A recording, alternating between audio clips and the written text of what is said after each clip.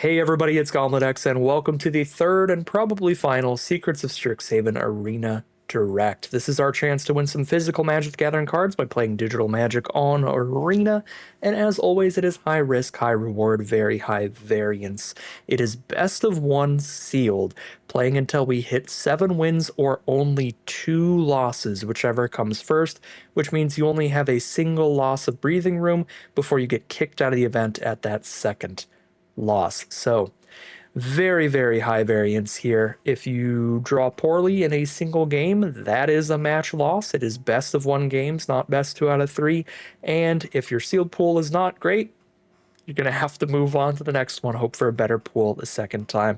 It is 6,000 gems to enter the event. You don't get your entry fee back until about 4 wins or better. But if you get 6 wins or more, that is when you get a full play booster box of Secrets of Strixhaven, and at 7 you can even get 2 play booster boxes, which is pretty sweet. We've had a really good record on these so far. We'll see if we can't get some boxes in all 3 Arena Directs this time around. Without further ado, let's bust open these packs and see what we get to play with today.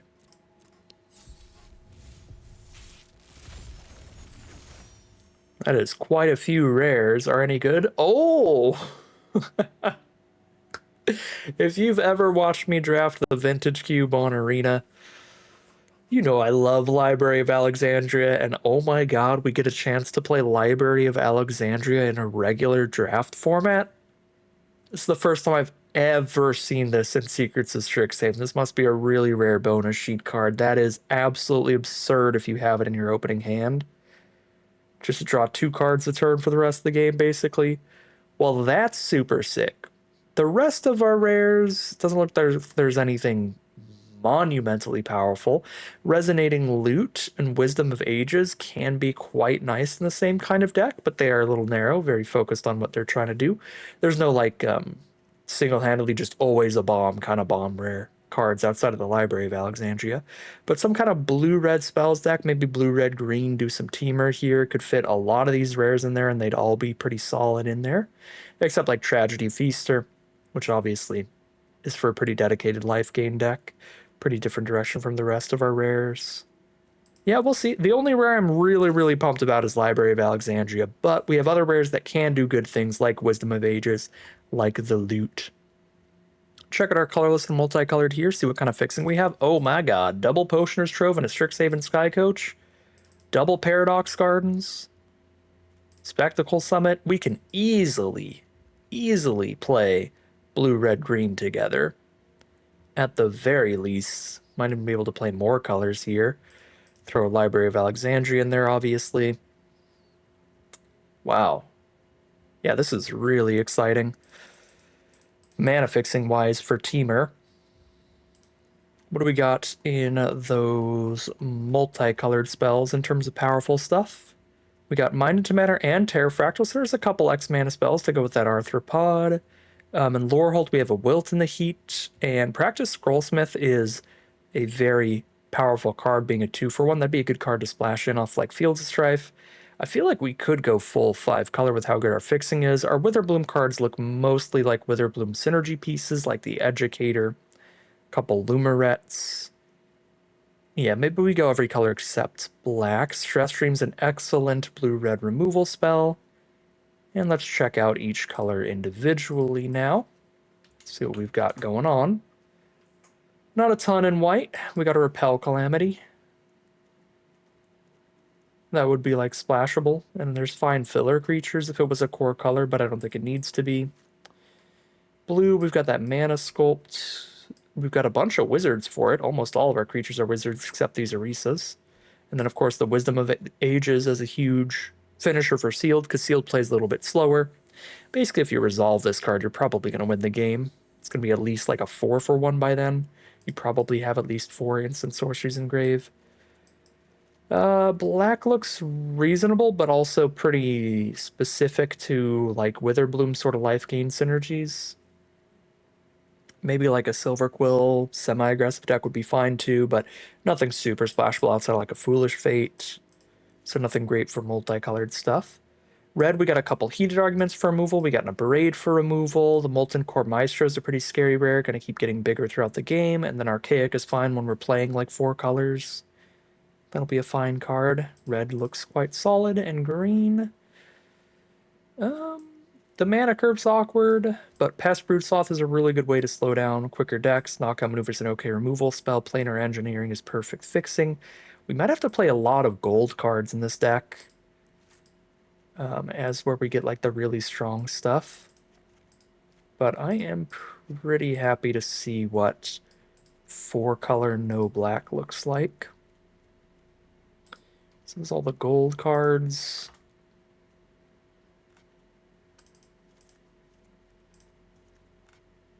And then Library of Alexandria, of course. Definitely Troves and Sky Coach.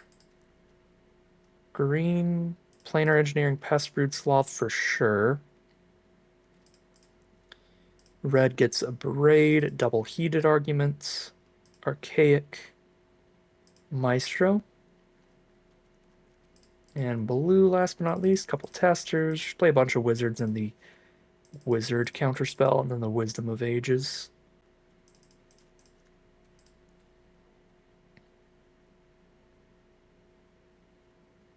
Yeah, I don't think I need a knockout maneuver out of green.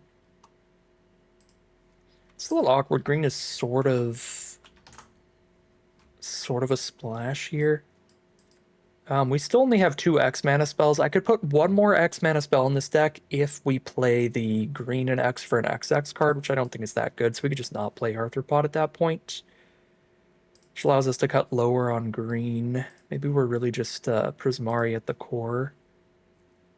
Splash and Mind into Matter as the only green spell. I think that would actually be okay, judging by the general quality of our green. If we play anything else in green, it would be like Pest Brood Sloth here. Planar Engineering is really good fixing, but if it's in our least represented color, then what's the point? If we only have like 3 forests in the deck, then the mana fixing isn't going to help us when it's in our hardest to get color. You gotta have your mana fixing in your main colors.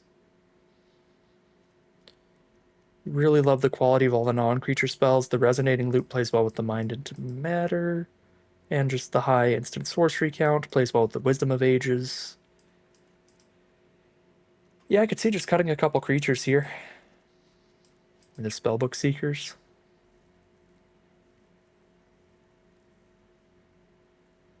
Honestly, seems perfectly fine. Do think I like Tabulator a little bit more than Seeker. The Surveil to set up the draws. We got some 5 mana cards for Mascot to draw off of. Yeah, I don't mind just dropping the Spellbook Seekers there. Could throw Repel Calamity in off of the splash.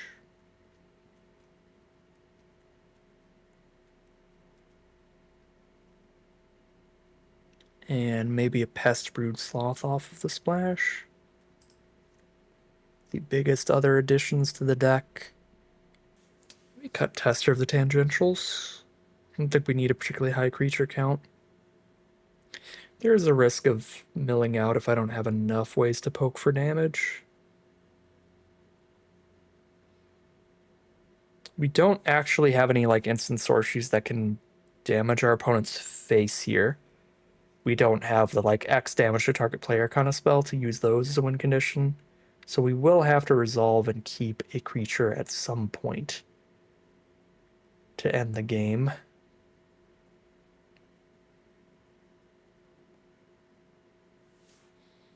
And that could be a reason to not cut any more creatures. We could play like a Rancorous Archaic, I guess, if what I really need here is just more creatures that can actually end the game. But Test for the Tangential can do that too over time. Maybe we play a Terrafractal to fit that role.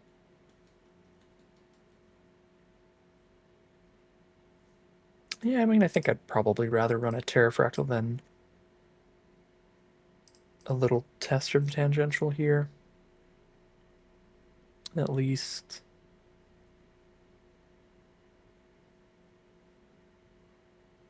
Hope that we've got enough interaction to not need the sloth.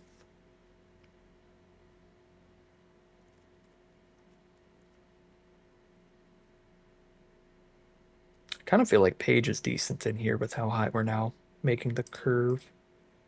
I thought we had 2 landscape painters. We've only got 1? Dang. Try to end the game with a stupid little frog wizard.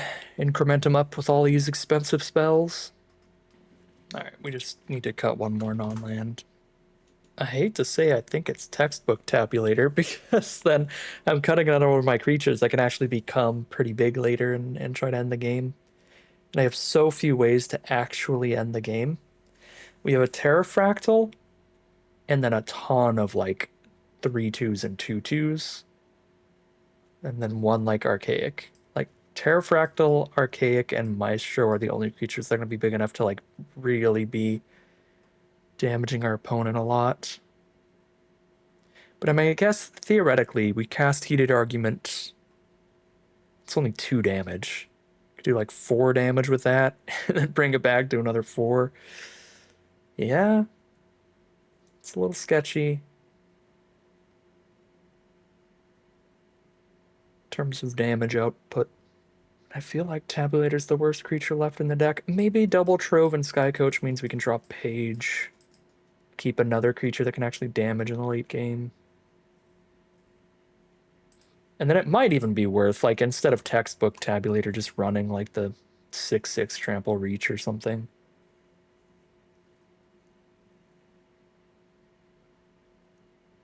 Fractal Mascot might just be better than Rancorous Archaic.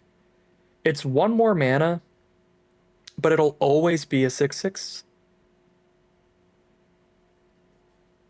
And it gets a tap and stun. It just doesn't have the reach. The Archaic might not be a 6/6 like when we don't have white mana or something. But it is cheaper, it's more castable. We can cast it without the green mana, which we can't do with Fractal Mascot, and green is one of our lighter colors. That is interesting.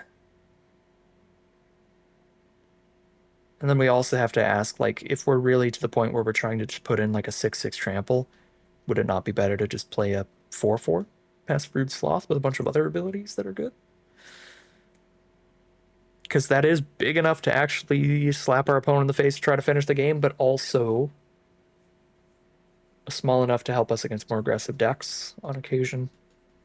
We could also just play another X mana XX, like the Terrafractal. And we can use Resonating Loot mana on this as well, which means it can get really, really, really big. So that's also an interesting addition.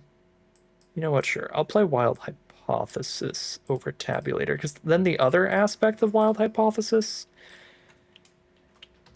is that we can pick it up with Wisdom of Ages, so that we get another creature whenever we cast Wisdom of Ages. So it's almost like putting 2 more win conditions into the deck if we draw Wisdom after we draw Wild Hypothesis. I think that makes sense to me. This deck looks really good. My biggest concern is going to be ending the game before we mill out, but I think we've solved that with Terrafractal Wild Hypothesis type stuff.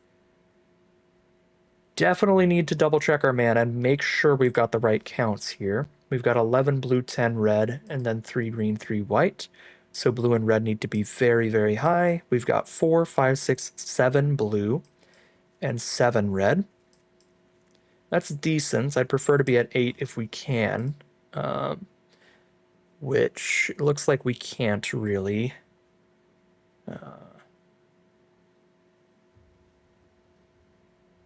Yeah, because I can't cut the forest without making it so I can't get green off of the Sky Coach. I can cut 1 plane, so I can have 8 blue or 8 red, but I can't have 8 of both. Which, I mean, I guess that means we go 8 blue. We do have an early double blue card. We've got a triple blue top end. There's 1 more blue than red. Okay. 8 blue, 7 red, 3 green, 2 white. Sky Coach and Double Potion is true for any color. Yeah, looks good to me. I'm excited to see how this one does. So without further ado, let's hop into the gameplay. Okay. Here we are on the play for game number 1. Turn 2 Molten Core Maestro, but then we don't have any instants or sorceries to make it bigger anyway. So we'll probably better run that out first over the Painter that doesn't do anything until 5 mana.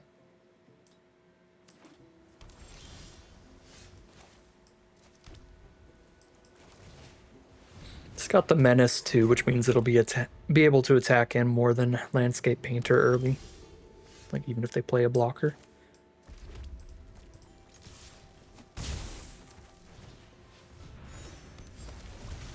Opponents on blue, red, and white so far. Nothing yet. There's the green source for us. That's as big as Archaic's gonna get. But I do have to spend 5 mana to play it with 4 colors. Otherwise it'd be double red and then 2 other colors. That's only 3 counters. It could still be worth just playing it right now as the 3/5/5, I guess, because 3 different colors spent on it. Because I have 5 mana for instants and sorceries next turn, and playing this before instants and sorceries would be best. Okay, there's a run behind on the Maestro. I think we redraw that. I am going to go ahead and play the Archaic now. Red, red, white, green. So yeah, it's still a 5/5. It's still a 5/5, and now every time we cast an instant or sorcery, we buff the whole board equal to the number of colors spent on it. So if I just cast Vibrant Idea here, they both get +4/+0 this turn. Sure. And that's got Trample with the +4/+0. It might be better to play Wild Hypothesis just to put another creature out, but then the Painter's going to trade into Composer and we won't have gotten any cards out of it, so I'm going to play it a little greedy and just make sure I get my cards for if the game goes long.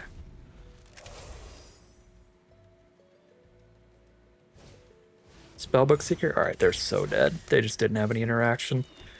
Doesn't really matter what I cast, because we're getting +4. This is going to be 9 -3. I guess it does matter. I do have to Wilt in the Heat, but they are dead. We would have put them to 1 if I cast Wild Hypothesis. Alright, well, 1 game down, 1 win down. Incredible work from Magma Blood Archaic. That was so much damage. That's just kind of what happens when you get to resolve a rare and your opponent doesn't have removal. So 1-0 it is, heading into game 2.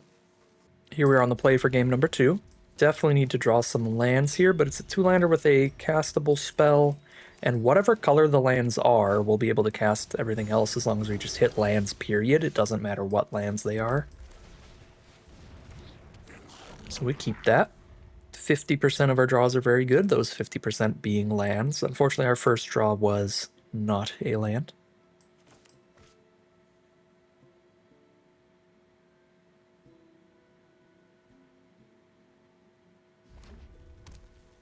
Green-red from our opponent for now, but they've got their Rampant Growth ready with the Studious First here. They might be debating between like Rampant Growthing or Tome Blasting the Maestro before we cast any instants or sorceries. Oh, play their own Maestro. Could be another debate. We do hit a land, unfortunately a tap land, so we don't play anything this turn, but that is okay.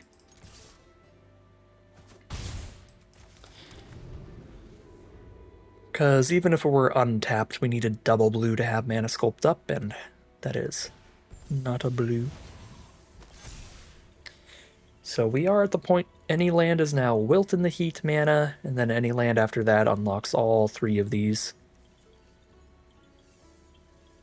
So I guess I should have specified. I did specifically need another blue source to Mana Sculpt or another white source to Wilt in the Heat, but we found the white, so now everything but Mana Sculpt is castable off of any lands we draw.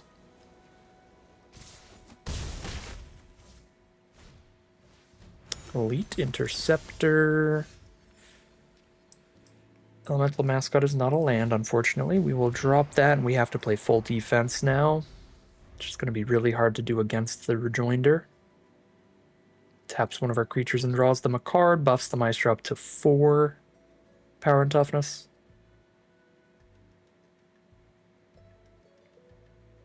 As much pressure as we're under right now, if they don't cast another creature, then we're just 1 basic land away from being basically stable. I mean, if we just kill the Maestro with Wilt in the Heat, we're taking 2 damage a turn if they kill Mascot and nothing otherwise.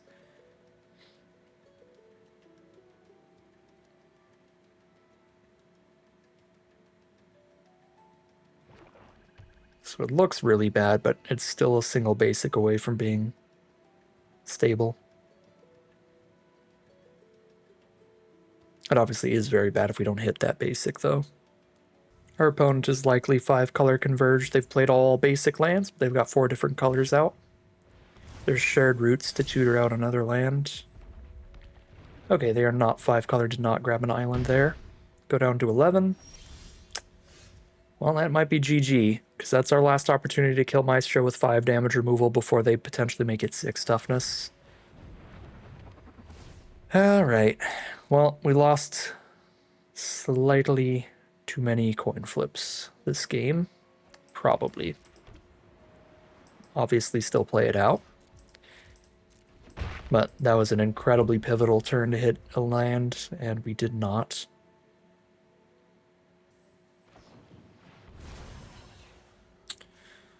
It's quite deadly.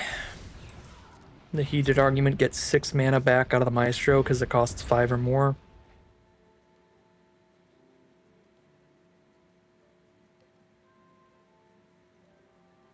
Yeah, this turn would have been astronomically different had we just hit a land instead of Sky Coach.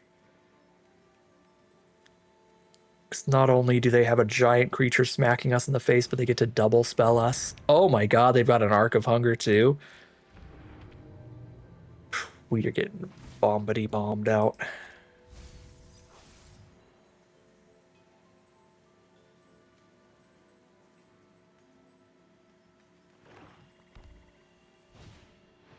Getting triple spelled, dang. Really good work from Maestro.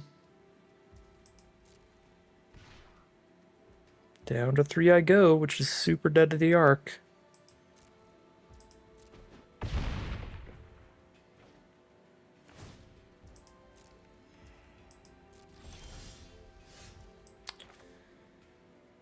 Okay, well. I hit a land, so I'm not allowed to concede, unfortunately.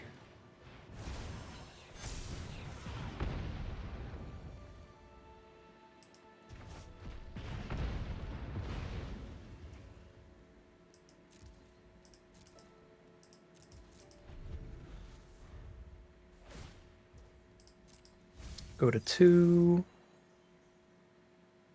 If they have a creature in their hand, we're dead. They just drew a removal spell that doesn't actually work right now, but it does work with anything that's a 2/2 or bigger to kill us.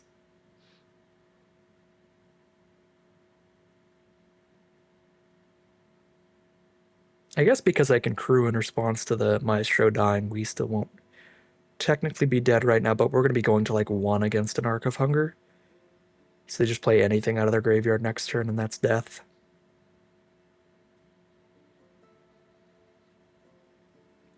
I mean, even if their hand is just basic, they can just knockout maneuver the Maestro, attack with both creatures to put me to 1, so that next turn they just activate Arc of Hunger and I'm dead, unless I top deck a Braid.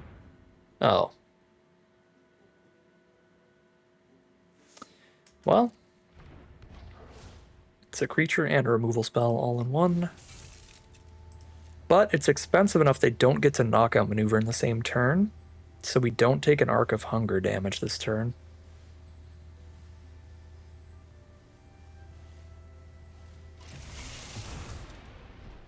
Which is good.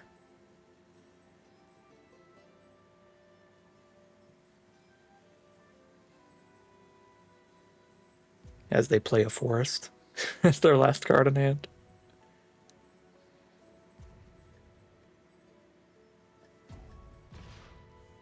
Okay. Yeah, they're going to put me to 2, obviously, because they've got me getting pinged for 1 every single turn.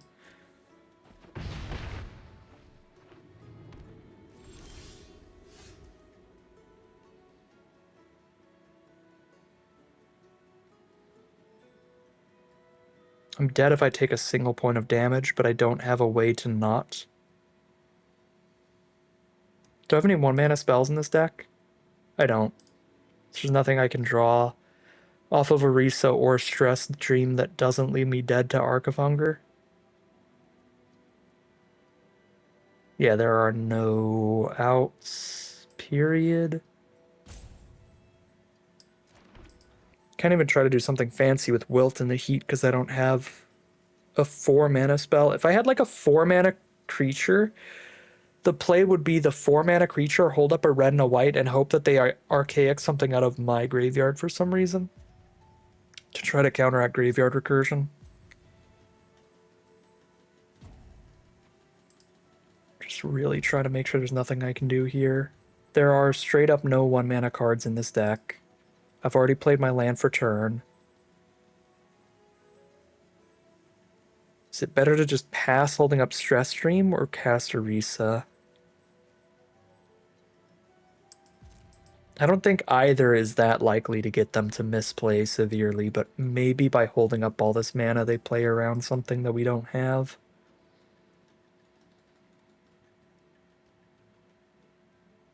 Man, if they put a card from my grave back into my deck, then I'd be really sad that I don't have a 4-mana creature. Okay, they're not going to do it. Oh, right, Archaic can just trigger the Arc, too. Oh, wow, yeah, we are monumentally dead. This is technically a 1-mana spell if I want to make a 0/0. But I'm just dead to Arc. They hit another rare Mozio. Alright. Rough game. I think even against as powerful of rares as they had there with that Arc of Hunger coming, if we hit that basic just one turn sooner, we would have had a way higher life total. We would have taken a minimum of 6 less damage. We would have taken a massively lower amount of damage because we wouldn't have taken that 6 menace, and then the Maestro also wouldn't have given them 5 mana back after the heated argument, so they wouldn't have been able to play Arc of Hunger in the same turn. They wouldn't have triple spelled that turn. They would have cast a single heated argument. We'd be at 6 higher life, and those would have came out a turn later. Yeah, I do think, as lopsided as that looks, just getting a land one turn sooner could have really, really changed that game. Rough stuff. 1-on-1 head into game 3. It's magical Christmas land with this hand. I mean, as long as we're not against aggro. If we're against aggro, I'm literally doing nothing for a long time. But Library of Alexandria on the draw. You love to see it. Oh god, no. Swamp Banemaker. Don't do that to me.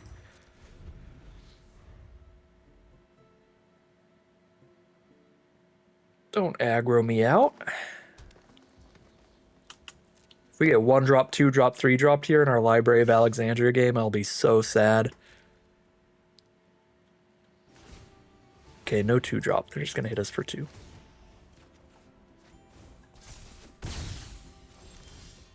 That is no interaction. Crazy, I actually have to discard the hand size here.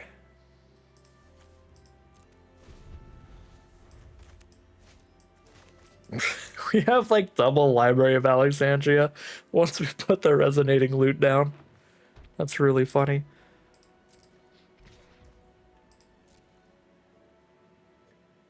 Thank God. No 2-mana creature, no 3-mana creature.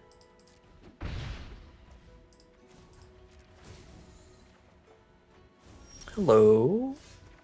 Love to see you, Maestro. So I don't have to discard the hand size.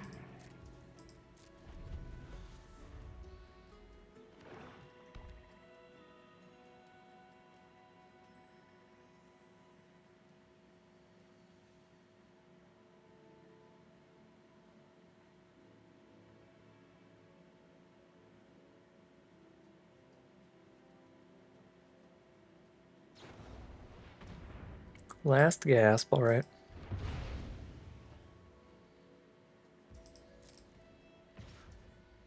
Take 2, go to 14.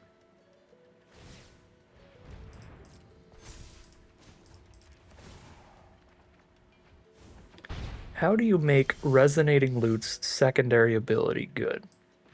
Well, by having a Library of Alexandria so that you're always going to have 7 cards in hand. Simple.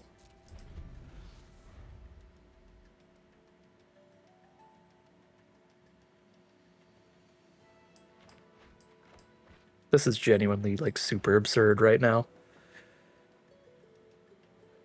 Library of Alexandria plus Resonating Loot. There's Pest Brood Sloth. That is a great card.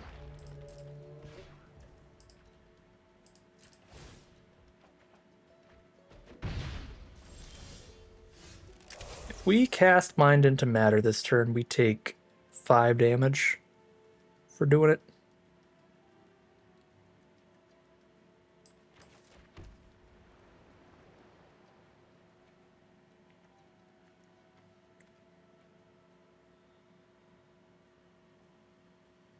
I could do it for X equals 8.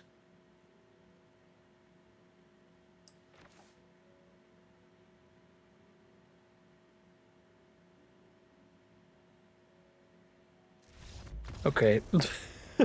I mean, honestly, that's fair from our opponent. But I'm like, they're looking at our hand, there's a real chance that I dirtle around and do too much stuff that doesn't affect the board and then just die. So I'm like, should I really? Or should I just play an Archaic here? I can't use Loot Man on Archaic. So if I wanted to play Archaic, I actually should have played Plains. There's also the chance that we go Potioner's Trove here so we can start gaining 2 every turn. Could play Potioner's Trove, draw a card, see if that changes things, and then just play like Sky Coach after that. Take the 5, then start spamming instant sorceries, gaining 2 every turn. Our opponent doesn't even want to see how I plan to try to stabilize. And we will now be 2-1, heading into game number 4. Here we are on the play for game number 4. Slower hand as usual, but the Trove is going to help this one a lot for these 5 drops.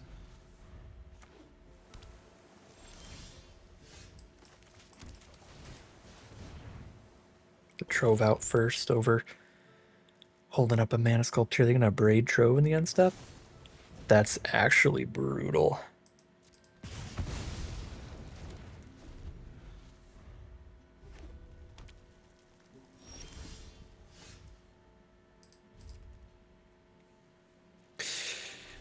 Could just lose to a single copy of a Braid here. It's possible.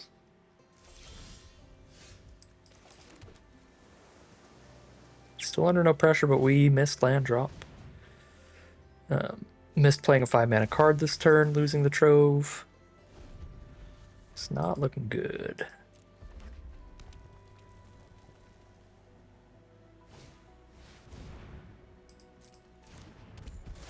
So Rebel Rouser. Yeah, no, losing that Trove is really disastrous for this hand because we don't have any red without it. Like half the hand is blank. And that's not to mention, like, we don't get to cast Orisa right now like we could have if we had Trove. That was just a really, really strong Abrade.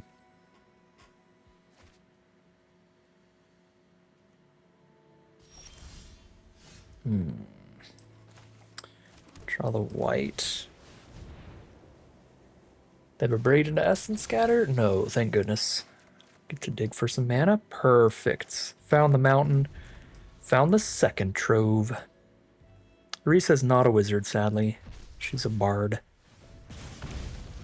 So Trove hold up Mana Sculpt is not that great, but it is still the play. I don't have a 4-mana card to play alongside the Trove. Oh, never mind. We're going to kill the Pigment Wrangler for sure, unless they have a Spell Pierce, I guess.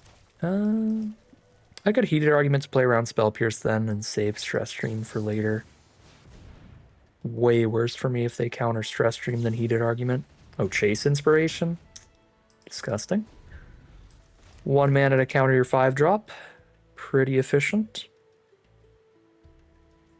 Alright, Pigment Wrangler, what are you gonna do? How doomed am I? Yep, this is gonna be awful.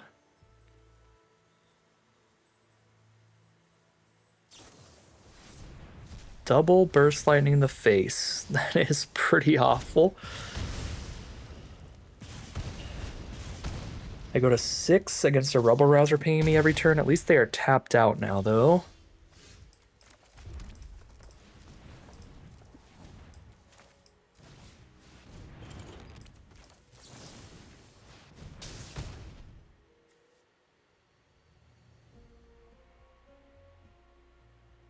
I don't know how I'm ever getting the 7 cards in hand. Oh, Wisdom of Ages.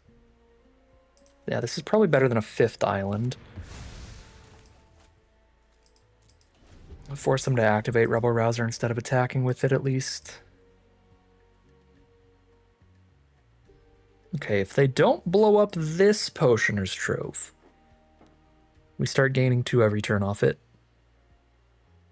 To try to get back in this.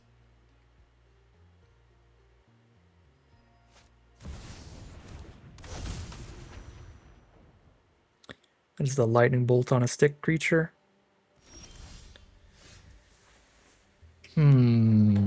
That's another way to get Library going. But I really want to kill the Emeritus before they can do anything else with it, which would mean Scrollsmithing the Stress Stream and not having the ability to gain life off Trove right now.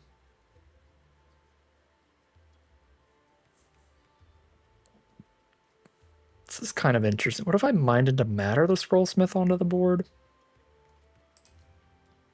I would need 5 mana up after that, so I need to green, blue, and 3. 5 mana total. 1, 2, 3, 4, 5. Then I've got 1, 2, 3, 4 mana up afterward.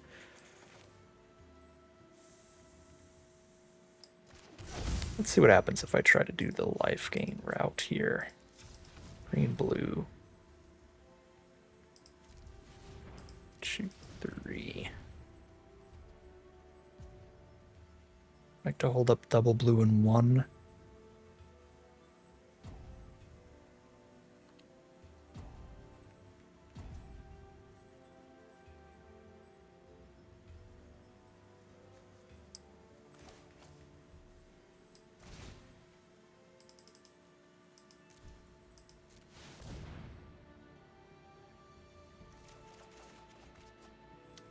Land Archaic.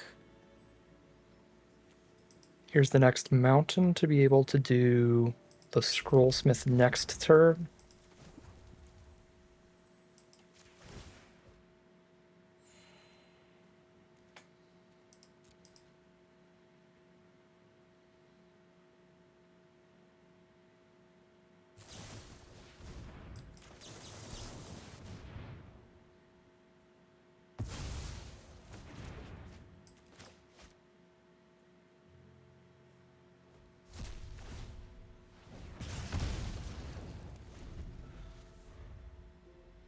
So now I can Scrollsmith Stress Stream and gain 2 next turn.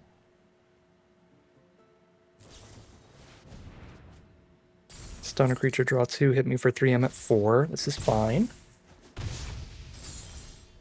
This is fine. Scrollsmith Stress Stream is 8 mana. I have 1, 2, 3, 4, 5, 6, 7, 8, 9, 10. 11 mana is what I need, so I can go 2 for Maestro and then 8 for Scrollsmith plus Stress Stream.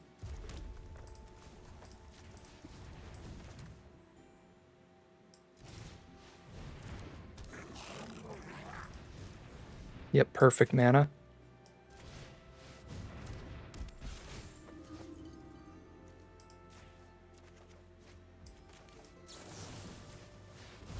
Maybe I should kill the Rebel Rouser.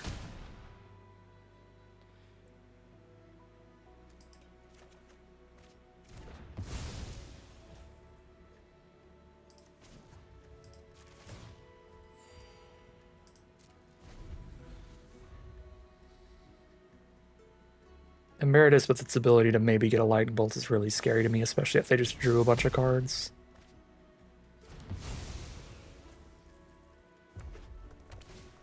They Stress Stream the Maestro, play a Goblin Glass Rites.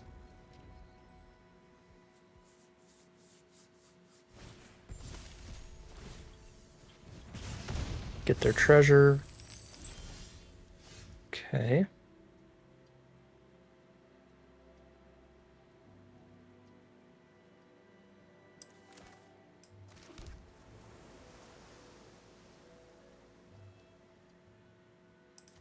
Red, white, blue, green.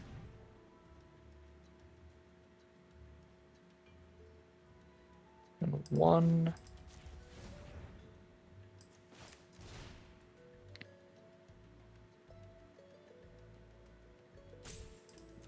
this would mean no instant or sorcery this turn. What if I just wisdom here?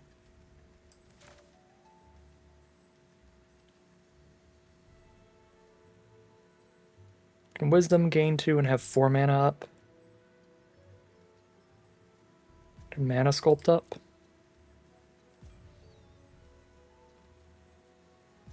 I think I'm playing the Archaic here. I kind of don't want to spend green though. So I can play Archaic and Hypothesis.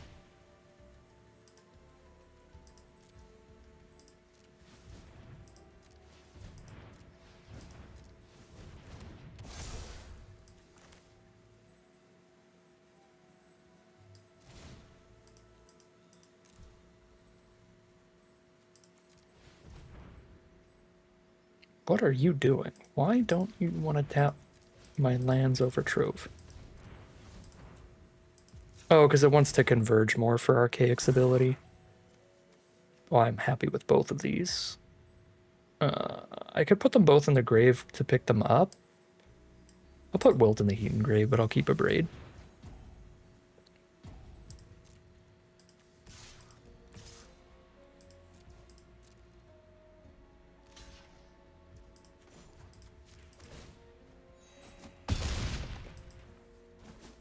Because I could go like a Braid, then Wisdom, and then do it again.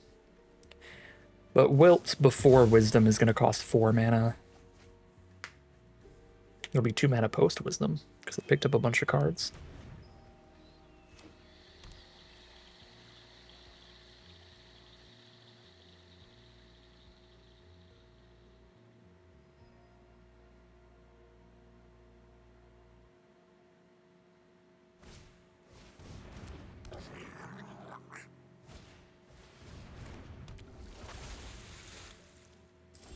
Another Molten Core Maestro deck.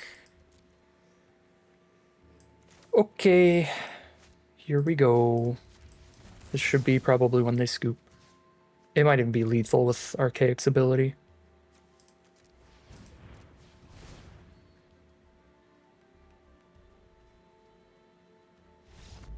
Yeah, they're just going to concede already without even seeing the Wisdom of Ages.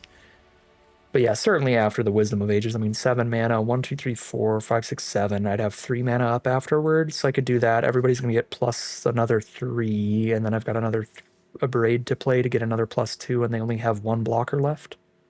Yeah, that's definitely lethal.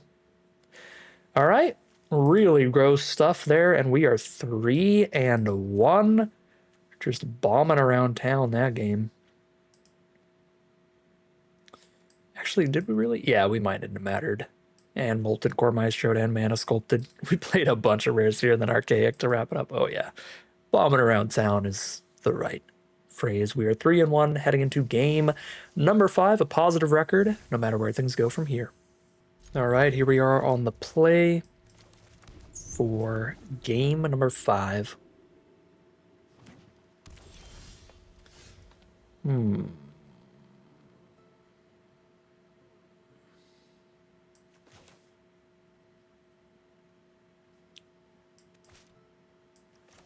I think we play Library and we don't play Maestro so that we can start activating Library. There's Infirmary Healer from opponent.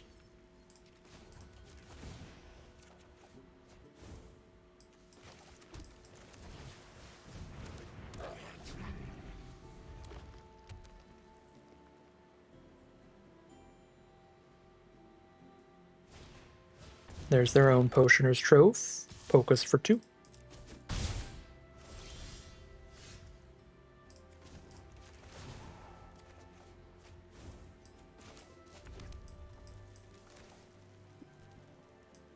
Play our Trove here.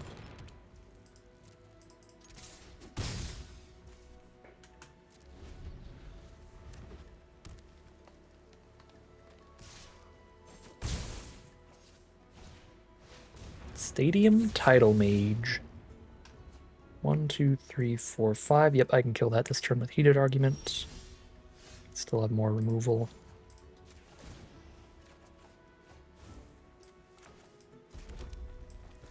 I could Heated Argument and a Braid off of Maestro's ability.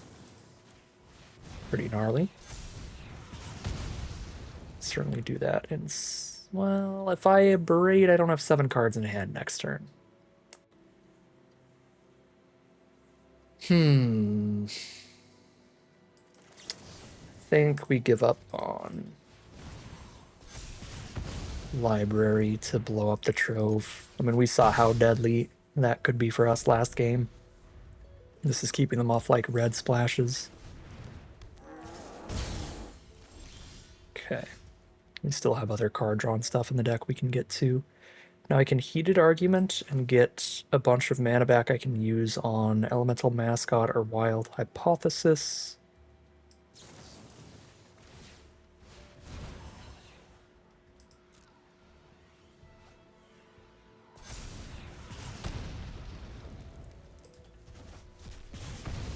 Keep the cheaper removal in the grave for if we hit one of those big spells.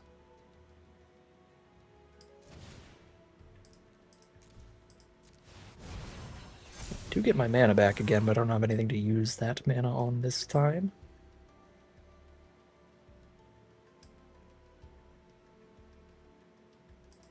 I think either of those are actually good draws at this point.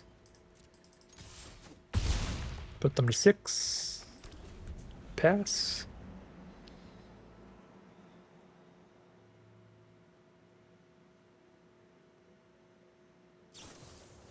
Quick study to draw a couple cards.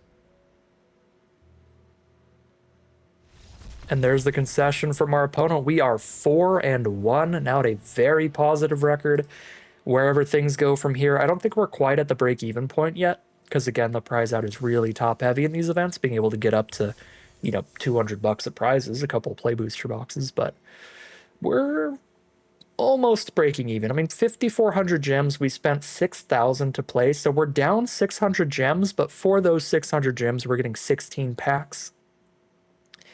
Each rare is worth about 20 gems if you own the whole set, so we're down like 100-ish gems right now, something like that. Unless we can get one more win, that's all it's going to take to be in the money in this first attempt at the 3rd Arena Direct. All right, here we are on the play for game number 6. We really need to draw a land, but if we hit one land, we can get to the Sky Coach, which will unlock basically the whole hand. Just not the Wisdom of Ages, obviously. The 7 drops a bit much. We did draw an island as our first draw of the game, so very good luck there. There's another island, so now we've got the triple blue for Wisdom. We can go ahead and grab the green off of the Sky Coach, and then we'll have all of our colors, but I really think we should just grab a mountain or a plains so that Wilt in the Heat is ready to go since we don't actually have any green spells currently in the hand. I do have a lot more mountains than forests, so if I top deck a green source, a green spell, I'm really unlikely to cast it. I've got 1 red source plus another 5 in there. Well, 6 if you count that plains. So there's 7 cards I could draw that would let me cast Wilt in the Heat. Very few that'll let me cast green spells, but I don't have a green spell is the thing.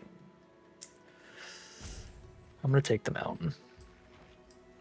I really don't want to, like... I don't want to grab the forest and then just not have access to Wilt in the Heat for several turns. Like, when you count double Potioner's Trove, we have more green sources in the deck than green spells. Still. There's a duel of forest and double Potioner's Trove. There's only 3 green spells. Okay, Elemental Mascot's the draw. It's a pretty reasonable one, because I don't really want to Wilt a 2/2, so that gives me a good spell to cast right now.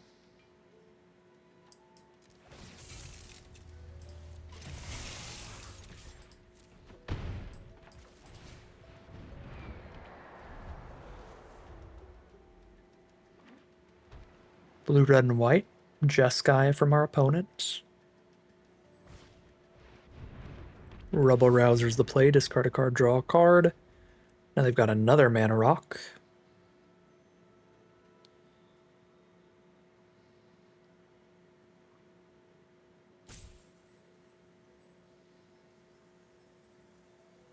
Might wilt in the heat the Rubble Rouser here.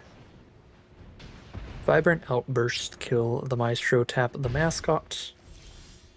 Draw Potioner's Trove.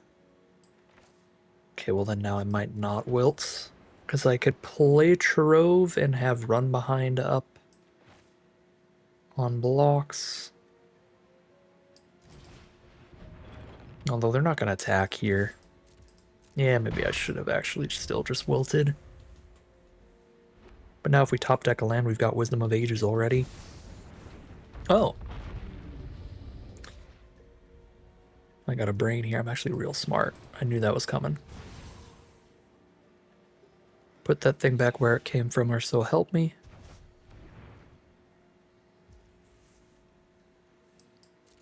Could crew Sky Coach to send a message. Now we wilt a Lorehold and gain 2.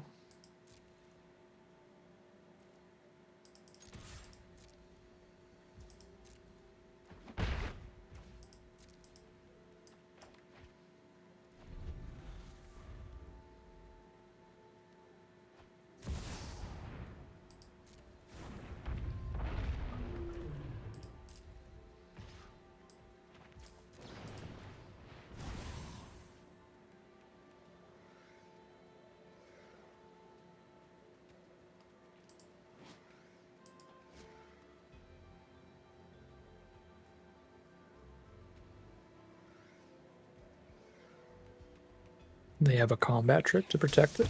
Nope. Gain my 2.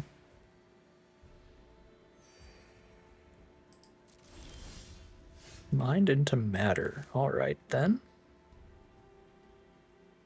Can do that for x equals 3 or more, and that would also draw a mascot card. Might as well just do it for x equals 4. It would also be pretty reasonable to just play the Archaic here. Yeah, let's actually just become the aggro player.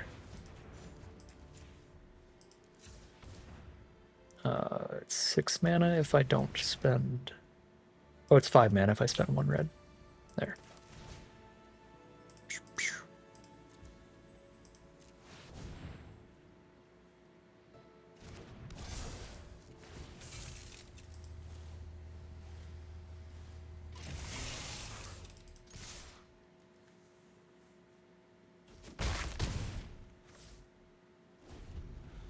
Now, if they don't have a way to interact with Magma Blood Archaic, then when we cast Mind into Matter next turn, they're basically dead. Off of the +4/+0 to everybody. Yep, Dust Speaker doesn't kill anything, so this should be about it.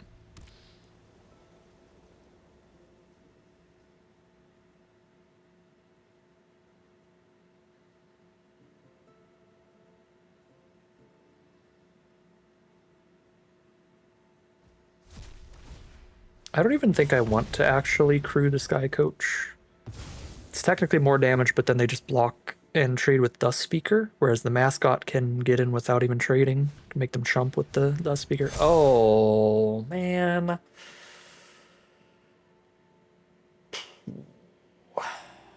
There's that.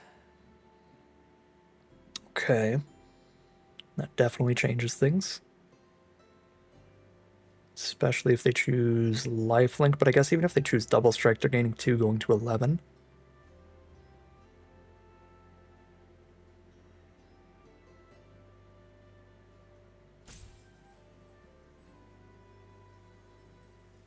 They're at 11 +4, 10 power, 5 power Mascot. They are going to go Double Strike here.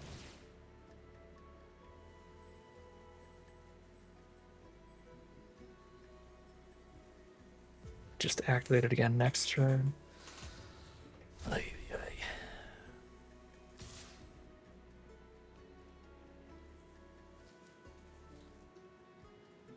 If I top deck a Heated Argument, they're dead. Or like any removal. If I don't block here, then they're dead to any removal. We have Stress Stream and 2 Heated Arguments that would kill the Dust Speaker. And Repel Calamity. There's like 4 lethal options. If I take this, let's take it.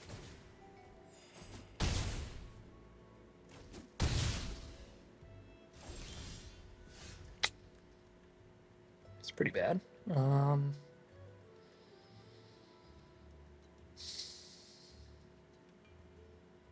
We could force a chump here. We still have a blocker up no matter what, so they can't double strike through. We can chump with Mascot next turn.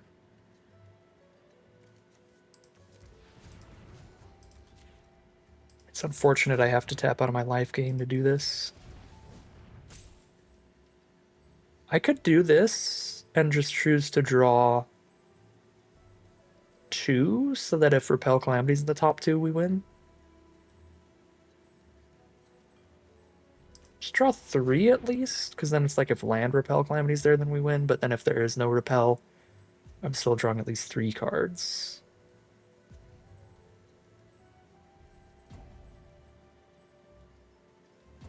No, I need to do 4 colors to force a bad block here. So by doing 4 colors, the Mascot is now 5 power, and they can't block with Dust Speaker without it dying. Yeah, I have to do 4 different colors anyway. Okay, sure.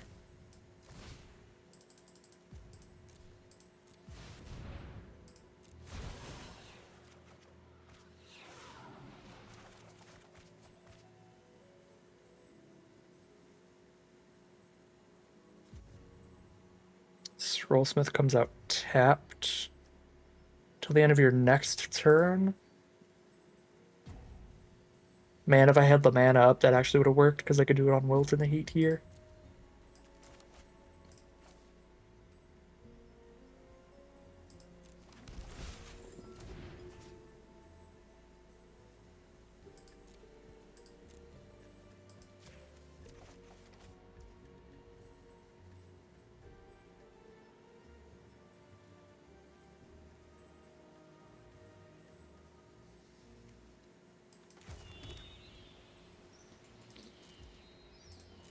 They have to block the Mascot and lose the 4/5.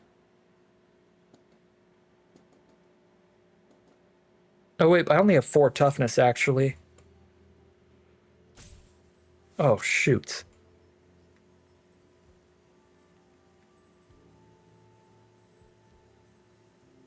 Then they just double strike and kill me.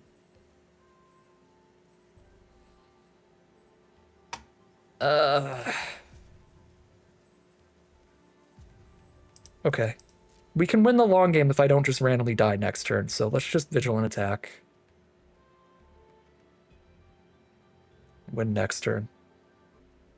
They're playing now. No, Archaic has reach. Yeah, we're fine. Archaic has reach and we have a Sky Coach. I was going to say their play now could be to not block and hope they top deck removal, but that doesn't even work.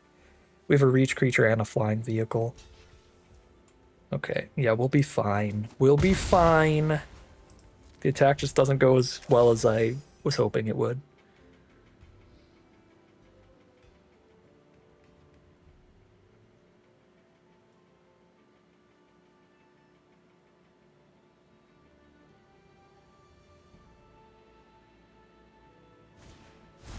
Unless they top deck something really good. Double strike it is.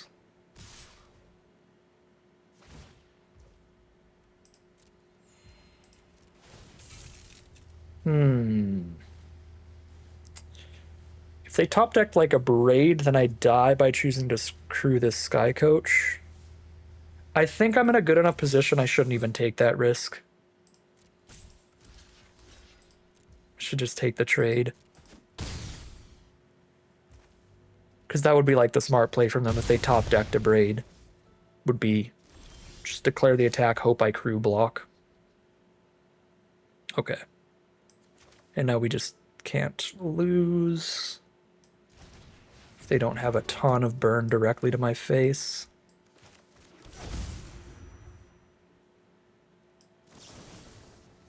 I have to use Heated Argument.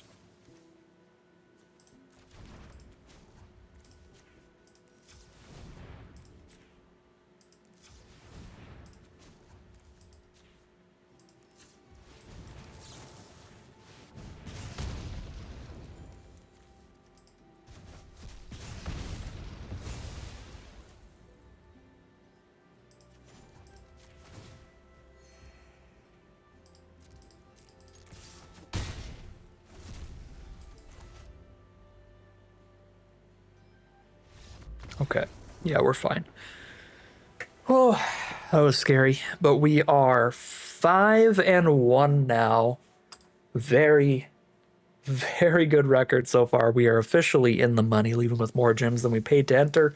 Pretty hard to do in Arena Direct, but when you get a sealed pool this good, sometimes you just get there. We are now in the final battles. These are the games that will determine whether we leave this event with some booster boxes or just some gems for the road. All right, here we are in our game competing for the box. We've got a Library of Alexandria on the draw. We are going to keep that, but we definitely have to draw lands. It's a lot easier to do when you're drawing 2 cards a turn. We've got a sketchy hand against aggro. We have 3 mana removal and then 5 mana removal, so it's not the worst hand against aggro, but certainly sketchy. And it is an incredible hand against slower decks because you're just librarying every turn. If they're not putting pressure on you, you're gonna win. Okay. I'm gonna have to genuinely discard the hand size here. I can't cast anything. Honestly, with a library on the board, I think I discard Orisa.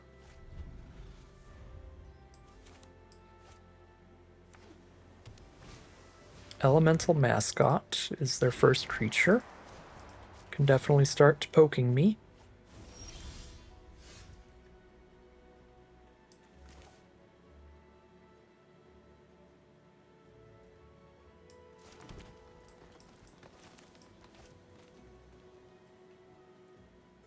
If I play Landscape Painter, I don't need to discard a hand size, and then if I miss my land draw next turn, even after using Library, then I can play Sky Coach.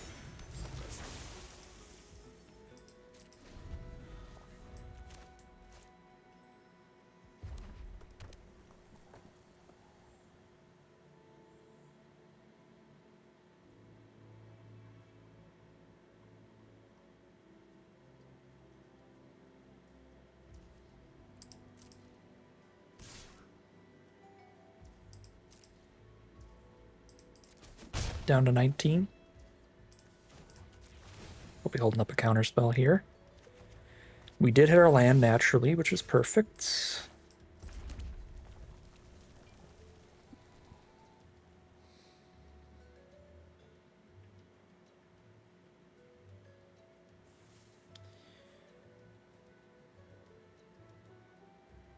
All this open mana. I kind of don't want to play the Resonating Lute. Because, like, this is a Wisdom of Ages hand, too, so the loot is really, really good.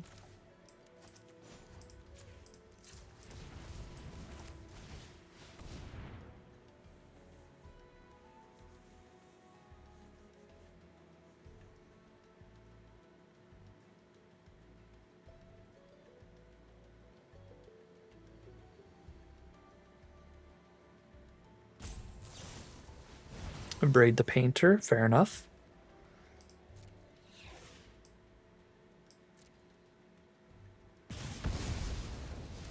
I could draw the card before this ability resolves. See if I draw something worse I want to discard. But I think I'm just going to discard Wild Hypothesis. Because obviously I'm not discarding the land.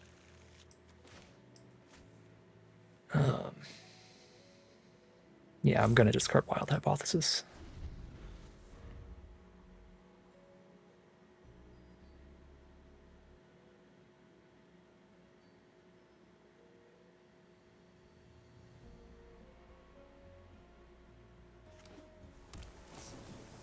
Quick study, draw 2.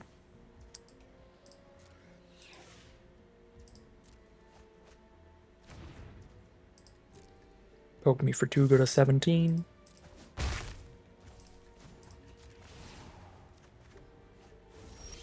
Oceaner's Trove is a very sweet one as well.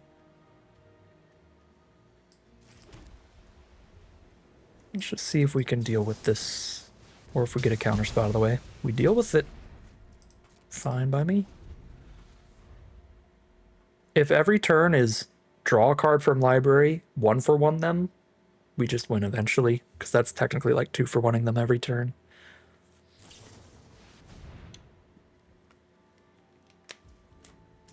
Another quick study.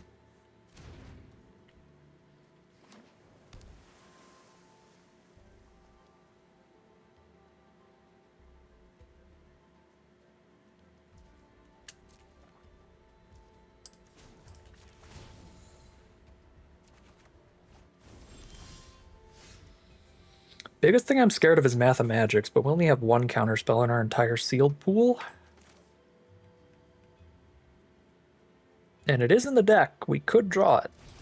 So I'm just gonna hope we draw that counterspell before they draw Mathemagics, if that is their plan here.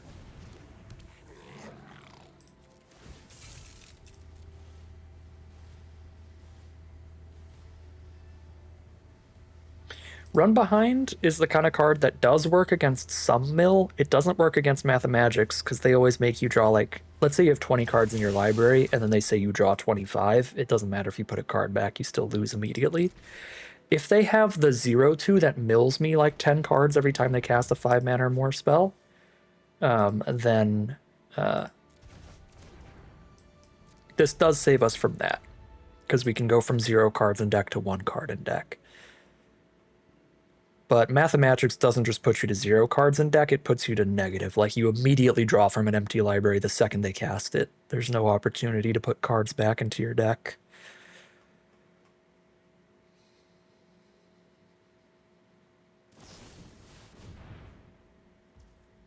Okay. Yeah, that is my one fear here. Maybe milling out. And I think the main way that it could happen is if our opponent has a mill card.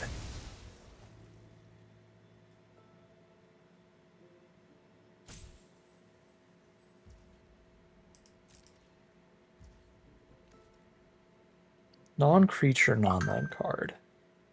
Okay.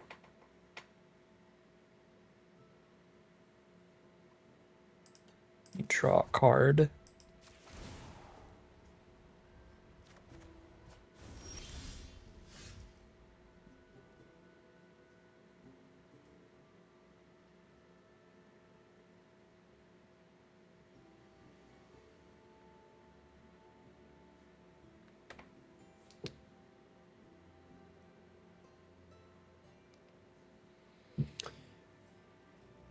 Okay.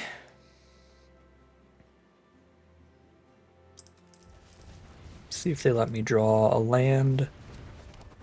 Perfect.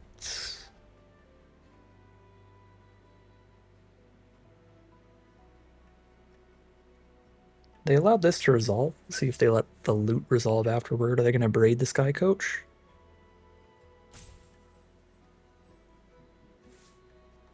They were thinking about something.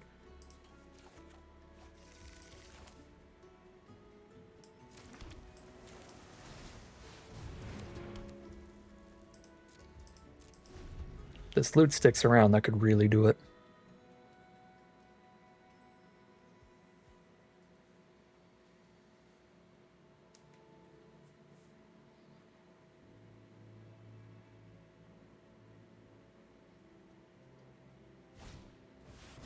Seize the spoils, discard 1, draw 2.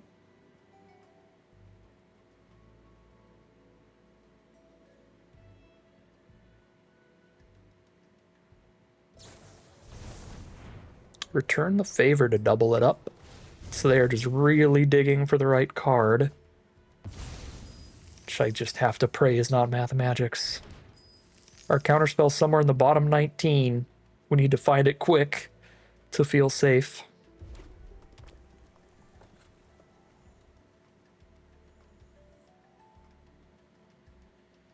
Play a creature with your last 3 mana, please. That's not a creature. Our plan is probably play Archaic, crew the Sky Coach, and just cast a bunch of nonsense off the loot to buff the Sky Coach as much as possible. Try to dome them for 10, like, immediately to give them less and less time to draw into, like, a Mathemagics.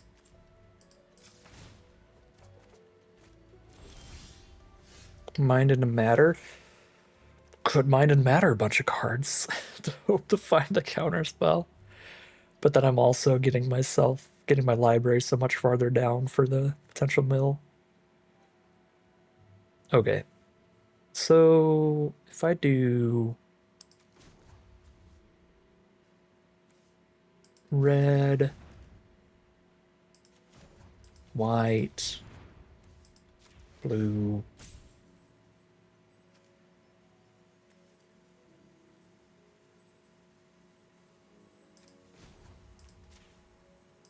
do like red, white, blue, red, I guess.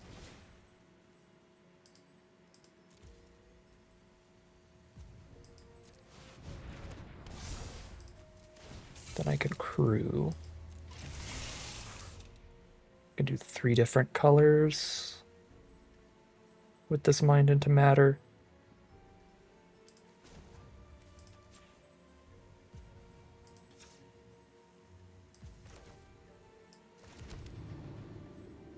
I am kind of scared of mathemagics, though. Do I want to just abrade their treasure token instead? That sounds like an insane decision.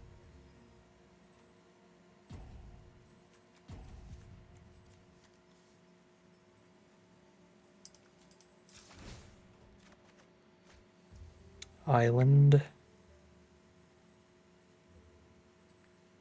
I'm gonna make it an insane decision here.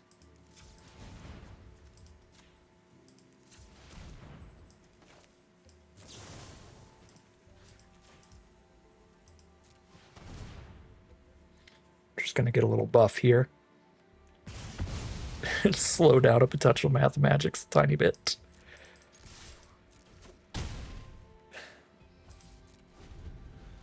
We did not find the counterspell yet.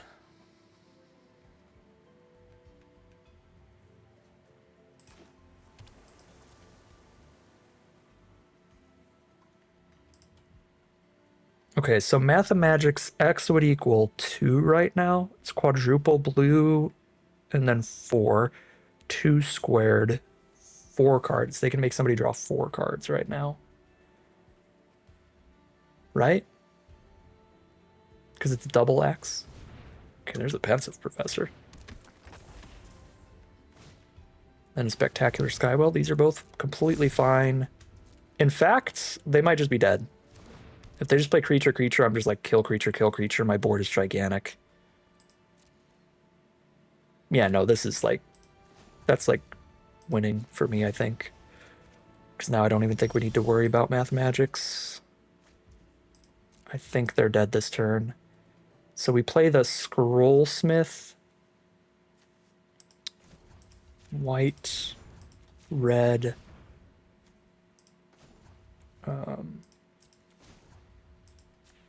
red to abrade the professor.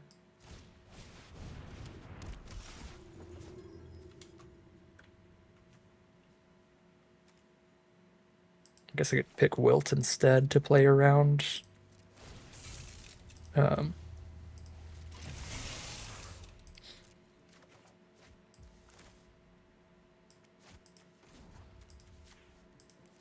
Play around them incrementing it somehow. I mean, I am going to kill both. And then attack for lethal off heated argument.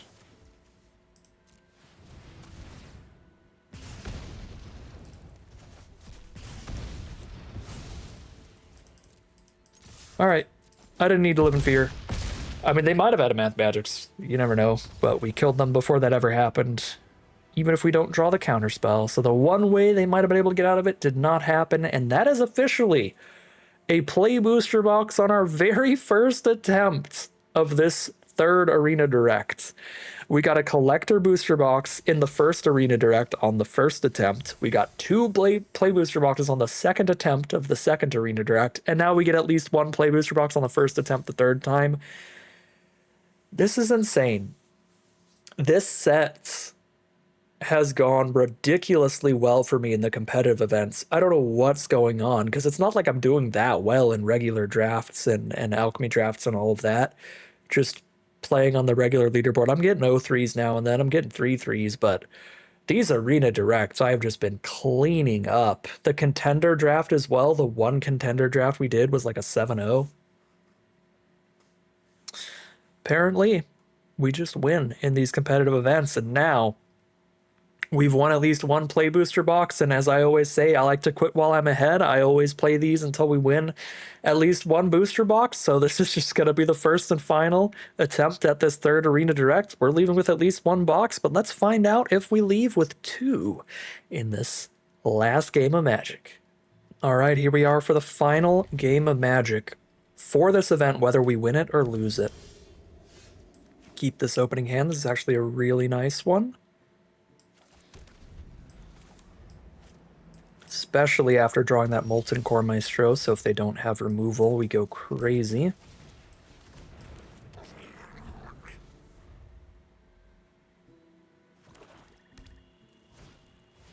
There's a meal. Okay.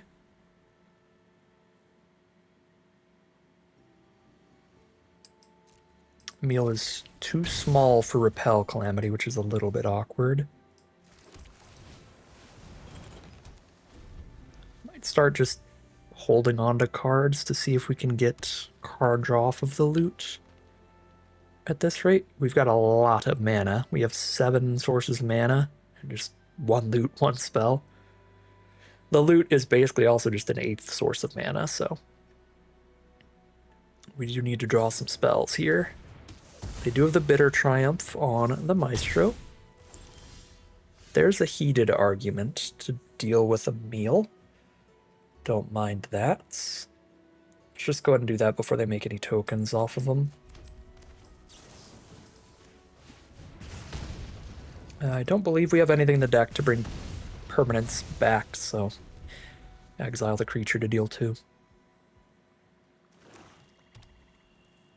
I guess technically our Lore Hold card can bring non-creature permanents back, but I should have specified we don't have anything to bring creatures back. Yikes. They're going to draw 2 extra cards every single turn. We're going to get a taste of our own medicine here, where our opponent's just going to be drawing a bajillion cards. I think at that point I got to just play Elemental Mascot. We just got to hope they can't kill it, and we just jam for as much damage as possible every turn. Get them to too low to keep targeting themselves with their dissertation. They chose not to cast it at all. Wait. You can do that? They're already okay with not taking any more damage. They're like, alright, 2 cards is enough. Kill the draft now to have our mana untapped if we draw an X spell or something. We did not draw an X spell or something. Rip.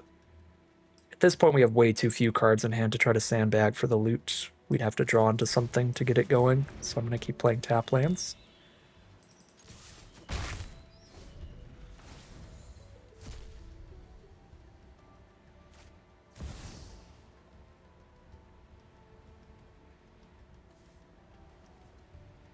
Okay, they are going to use it this turn. Go to 11. And I'm pretty sure it's always going to be worth it for them to use that. Yeah, kill our creature now. There's the Shade Lock. Terrafractal. Okay. Green, blue, 1, 2, 3, 4, 5, 6.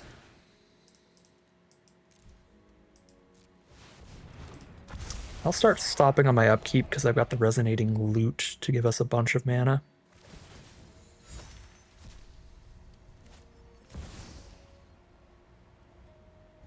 Maybe they just misclicked on that second turn with the not casting it.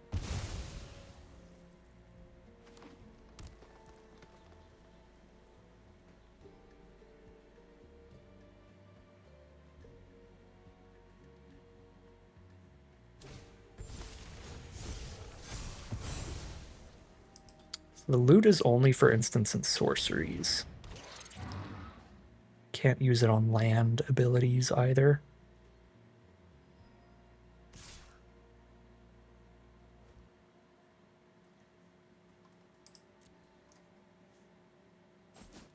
Go to 14.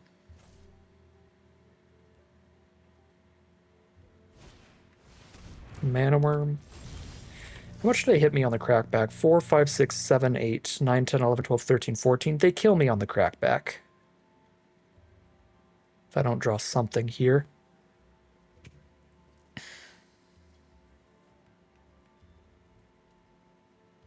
1, 2, 3, 4, and tap land. I'd have 6 mana up for instants and sorceries and only 3 up for non-instant sorceries.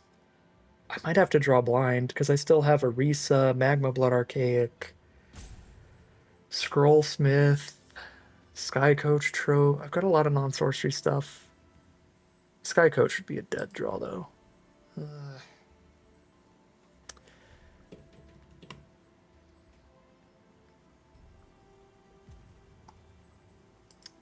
Most of my relevant draws and all of my lethal draws, I think, are instants or sorceries.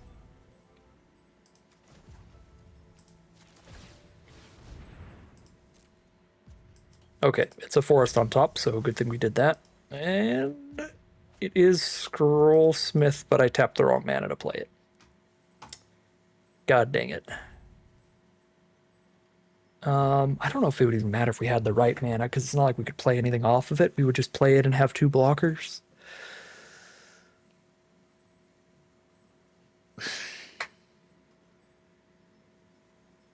If we tapped Paradox Gardens instead of Spectacle Summit, then we might still be in there.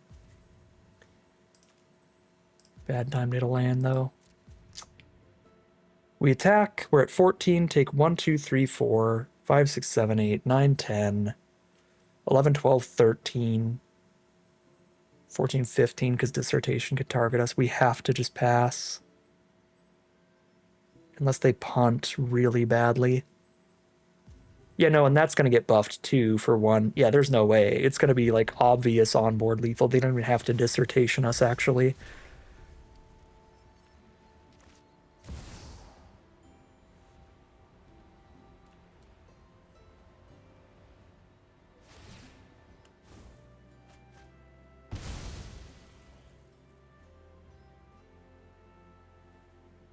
That if they hit removal, they've drawn like 6 extra cards this game, so that's kind of likely. We'll see.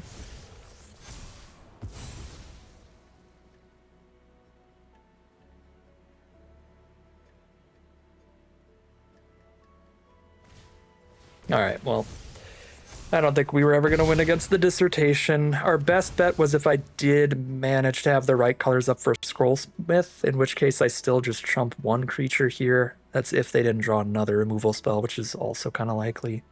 But even then, yeah, no. Rabbit attacks means we were super dead no matter what.